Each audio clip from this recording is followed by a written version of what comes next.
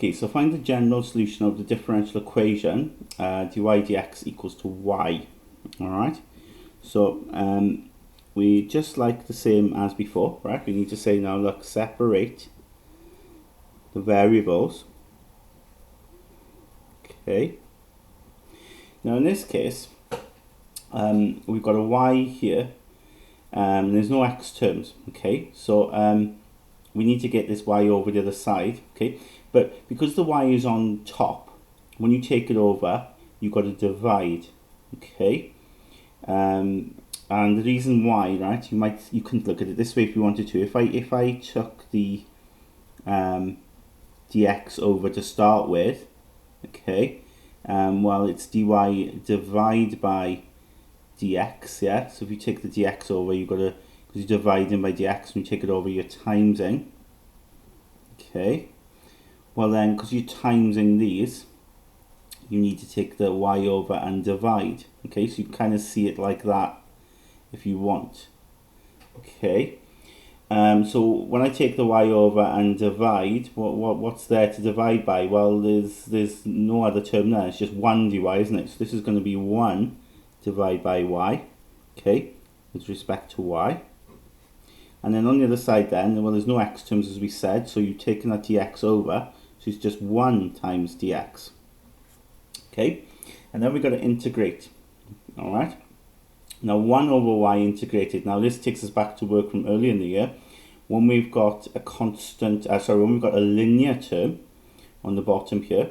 Of course, when you integrate it, think about what it becomes. Well, it becomes the natural logarithm, doesn't it? The logarithm of y. Okay. And on this side, 1 just becomes x, yeah? Okay, and then don't forget your plus c.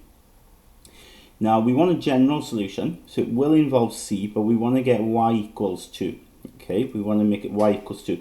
So in order to get y equals 2, you've got to get rid of this natural logarithm, okay? So how do we get rid of it? Well, we saw lots of ways last year of how to sort of take it over to the other side. But remember, when we take something over to the other side, we always do the opposite. And the opposite to ln, when we take it over, okay, is the e function, yeah? Okay, so you simply do that. When you take ln over, you do the inverse, which is e-ing. So e, okay, to the power x plus c. Okay, and there is our general solution. Okay, y equals e to the power x plus c.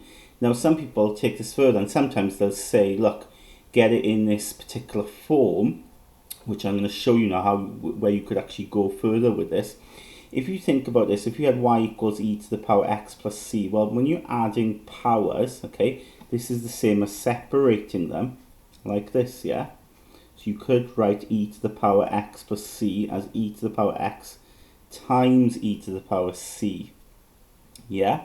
Okay, because remember, with rules of indices, when you're timesing terms, you add the powers. And that's exactly what situation we have here, yeah?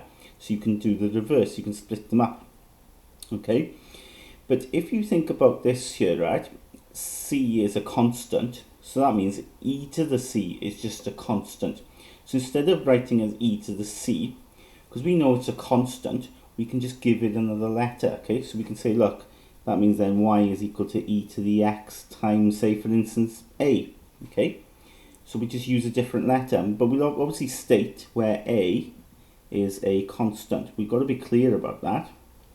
But we're allowed to do that, okay? We're allowed to do that. Because c is a constant, that means e to the power c is going to be a constant. So we can just call it a.